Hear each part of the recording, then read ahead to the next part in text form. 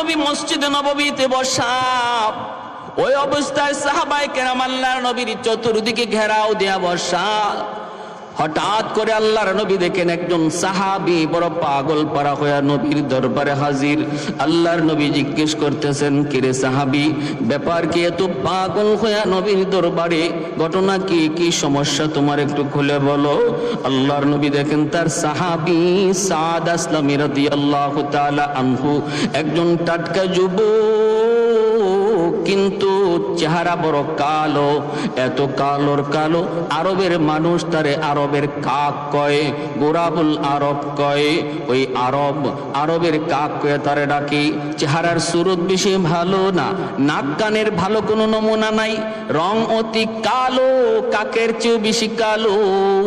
আল্লাহ নবী জিজ্ঞেস করেন, সাদ ঘটনা কি, এত পাগল হয়ে নবীর দরবারে?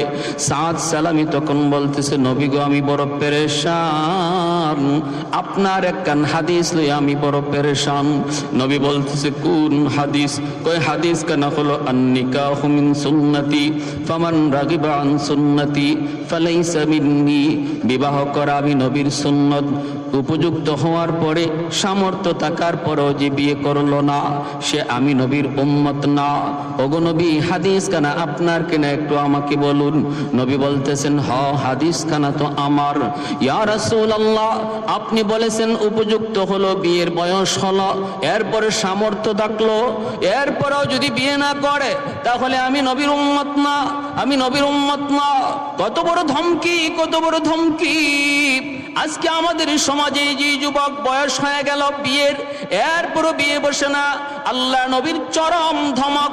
যেই যুবক উপযুক্ত হয়েছে বিয়ে করার, এরপরও বাপ মা তারে বিয়ে করায় না, মায়ার নবীর ধমকি, ফালাইসা মিন্নি, ফালাইসা মিন্নি, সে আমি নবীর উম্মত না। যদি আজকে আমাদের সমাজের যুবক যুবতীদেরকে তাদের বয়স হওয়া মাত্রই বিবাহ দেওয়ার চেষ্টা করা হইতো, চিন্তা করা হইতো, তাহলে সমাজে এতটা অপরাধ সমাজে থাকতো না। আরেকটু দূরে কোন ঠিক কিনা? ইয়া মাশারাশ শাবাব মান ইসতাতা মিনকুমুল বাআতা ফালইয়াতাযাওয়াজ ফাইন্নাহু আগাদ্দু লিল বাসার ওয়া আহসানু লিল ফারাজ। নবী বলে, আরে যুবক কাল করে শুনো, বয়স হয়ে গেল তোমার বিয়ে করার, এরপরে যদি বিয়ে না করো, আমি নবী বললাম বিয়ে করো, করার দ্বারা তোমার চোখটা নত হয়ে আসবে, লজ্জাস্থানের হেফাজত হবে। ভাইরা খেয়াল করে শোনো, বিয়ের দ্বারা আল্লাহ পাক রিজিকের ব্যবস্থা করে, এটা নবীর হাদিস। বিয়ের আগে আমি মনে করতেছি বউ পালবো কেমনে, বউ চালাবো কেমনে, তাহলে আপনি আল্লাহ যে রাজ্জাক, রিজিক দেয় যে আল্লাহ, এই কথার উপর আপনার ইয়াকিন পুরাপুরি নাই। ঠিক কিনা জোরে কর? বুঝা গেল আপনি খাওয়ান, আপনি পালেন না, না, এখন আপনি একা, আপনার আল্লাহ খাওয়ায়। যখন আপনি হবেন 2 জন তখনও কে খাওয়ায়? যখন হবেন 4 জন তখনও কে খাওয়াবে? অতএব বিয়ের পরে অনেক মানুষের রিজিক খুলে গেছে, জীবিকার ক্ষেত্র খুলে গেছে, এমন প্রমাণ একটা দুইটা নয়, বহু প্রমাণ রয়েছে, বহু নজির রয়েছে। এজন্য বাপ মা যারা, অভিভাবক যারা, আপনাদেরকেও বলি, অনুরোধ করে বলি, উপযুক্ত যুবক, উপযুক্ত যুবতী, উপযুক্ত ছেলে আর উপযুক্ত মেয়ে বিয়ে বয়স হওয়ার পরেও যদি বিয়ে না করান, আর এই কারণে আপনার ছেলে যদি কোনো অন্যায় করে, মেয়ে যদি অন্যায় করে, তারা যেমন আল্লাহর দরবারে অপরাধী, বাপ মাও আল্লাহর দরবারে আসামি। কষ্ট পাইছেন আপনারা? আমার কথা কষ্ট পাইছেন? বাপ মাও সমান অপরাধী। যারা বলতেছেন পোলাটা একটা ব্যবসা ধরুক, বিয়ে পাশ করুক মেয়েটায়, হুজুর MA পাশ করে নিক, একটা চাকরি লয়ে এলো, তারপরে বিয়েটা করাই, বউ ফালবো কেমনে, এই নিয়ত করে যারা ছেলে মেয়ে উপযুক্ত হওয়ার পরও বিয়ে করাইতেছেন না, বিয়ে দিচ্ছেন না, আল্লাহর দরবারে আসামি হওয়ার অপেক্ষায় থাকেন। এই যৌবনের পাগলামি যদি তারা করে, আর এই অপরাধী সে যেমন হবে, বাপ মা সমান অপরাধী হবে। এজন্য দোহাই, সমাজকে বাঁচান। সাহাবী বলতেছি, ইয়া রাসূলুল্লাহ, ওগো নবীজি, আমি তো বিয়ে করার জন্য বিভিন্ন জায়গায় প্রস্তাব দিয়েছি, কিন্তু আমার কাছে কেউ বিয়া দেয় না। নবী বলে কেন দেয় না? কয় আমার মদিনায় কোনো বাড়ি নাই, মদিনায় কোনো ঘর নাই, আমি তো মক্কা থেকে হিজরত করে মদিনায় এসেছি। সাহাবায়ে কেরামের ভিতরে দুই দল, একদল মুহাজির আর একদল আনসার। মদিনার সাহাবীদেরকে আনসার বলা হয়, নবীর সাথে মক্কা থেকে যারা হিজরত করে মদিনায় এসেছে তাদেরকে মুহাজির বলা হয়। মুহাজিরদের মদিনায় কোনো নিজস্ব ঘর বাড়ি ছিল না, আনসাররা তাদেরকে জায়গা দিয়েছেন। ওই রকম একজন মুহাজির সাহাবী হলেন সাদ সালামি। তিনি বলেন, নবী গো, আমি যে বিয়ে কইরা বউ আনমু, বউ রাখমু, কই ঘর নাই, বাড়ি নাই। আমার তো বাড়ি মক্কায়, আমার বাড়ি দখল করে রেখেছে আবু জাহেল, আমার বাড়ি দখল করে রেখেছে মক্কার উতবা সাহেবা, আমার বাড়ি তো দখলে আজকে বেদিনদের, বেঈমানদের। দিনের খাতিরে, ধর্মের খাতিরে আপনার মহব্বতে বাড়িঘর সব ছেড়ে এসেছি গো নবী, কিন্তু এখানে আমি আরেকজনের বাড়িতে থাকি, আমি এখন বউ আনলে কই রাখবো? এজন্য আমাকে কেউ বিয়ে দিতে রাজি হয় না। এটা হলো এক কারণ। দ্বিতীয় কারণ হলো, নবী গো, আপনি আমার চেহারাটা একবার দেখুন, চেহারাটা এত কালোর কালো, আমার গায়ের রং এত কালো, এত কালো, চেহারার কোনো নমুনা ঢকঢাকও ভালো না, এজন্য আমারে কেউ বিয়ে দেয় না। এখন আমি কি করব গো নবী? আপনি তো বলেছেন বিয়ে যদি কেউ না করে সে আমার উম্মত না, আমার তো শারীরিক চাহিদা রয়েছে বিয়ে করার, আমি এখন বিয়ে না করলেনি চলে, কেউ বিয়ে দেয় না, তে আমি কি করবো? আমি এখন করবো কি?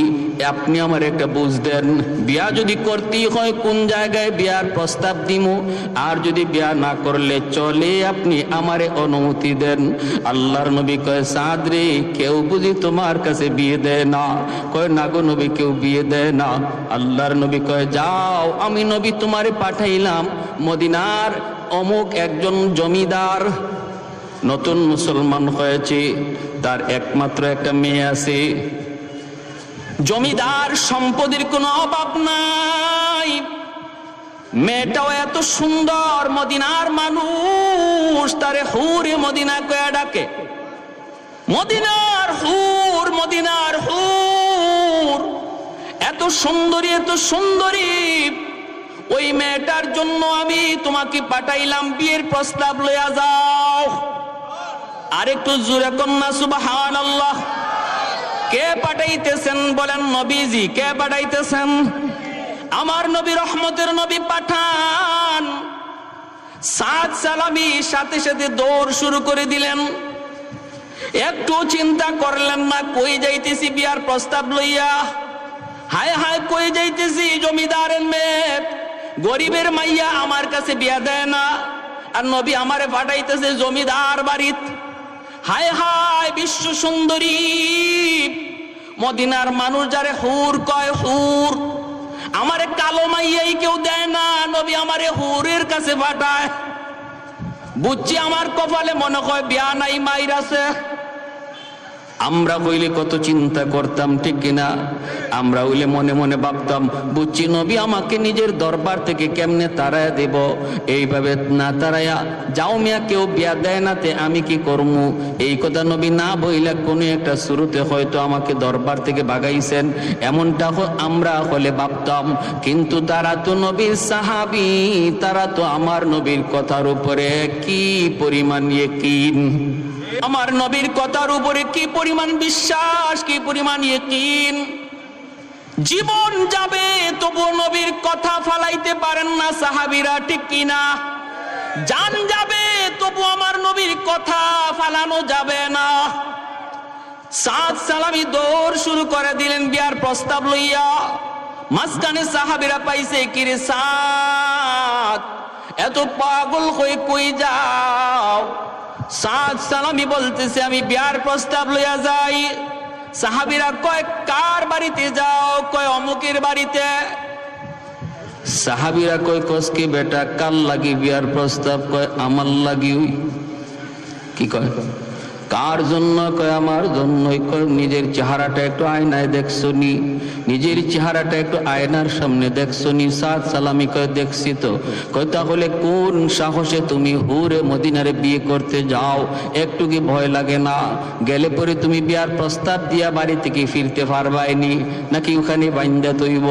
এটাও তো একটু তোমার হিসাব করা দরকার। সাদ সালামি কয় আমি তো বিয়ার প্রস্তাব দেই নাই, প্রস্তাব দেওয়া